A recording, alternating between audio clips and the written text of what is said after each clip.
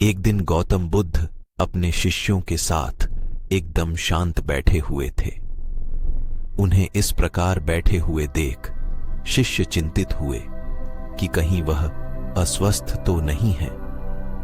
एक शिष्य ने उनसे पूछा कि आज वह मौन क्यों बैठे हैं, क्या शिष्यों से कोई गलती हो गई है। इसी बीच एक अन्य शिष्य ने पूछा कि क्या वह अस्वस्थ हैं, पर बुद्ध मौन रहे। तभी कुछ दूर खड़ा व्यक्ति जोर से चिल्लाया, आज मुझे सभा में बैठने की अनुमति क्यों नहीं दी गई है।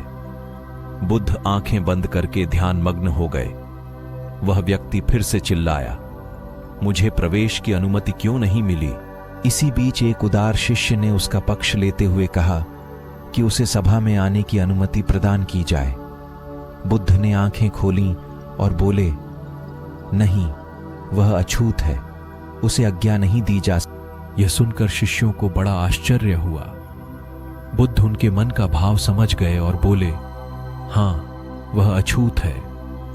इस पर कई शिष्य बोले, हमारे आश्रम में जात पात का कोई भेद ही नहीं, फिर वह अछूत कैसे हो गया। तब बुद्ध ने समझाया, आज वह क्रोधित होकर आया है। क्रोध से जीवन की एकाग्रता भंग होती है। क्रोधी व्यक्ति प्राय मानसिक हिंसा कर बैठता है, इसलिए जब तक वह क्रोध में रहता है तब तक अछूत होता है। इसलिए उसे कुछ समय एकांत में खड़े रहना चाहिए। क्रोधित शिष्य भी बुद्ध की बातें सुन रहा था। पश्चाताप की अग्नि में तपकर वह समझ चुका था कि अहिंसा ही मनुष्य का महान कर्तव्य व परम धर्म है। वह बुद्ध के चरणों में गिर पड़ा और कभी क्रोध न करने का प्रण लिया।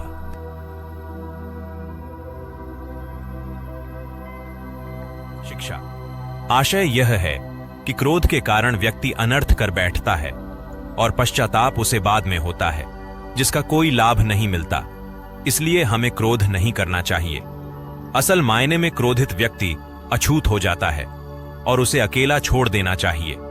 क्रोध करने से तन, मन और धन तीनों की हानि होती है। क्रोध से ज्यादा हानिकारक कोई और वस्तु नहीं है।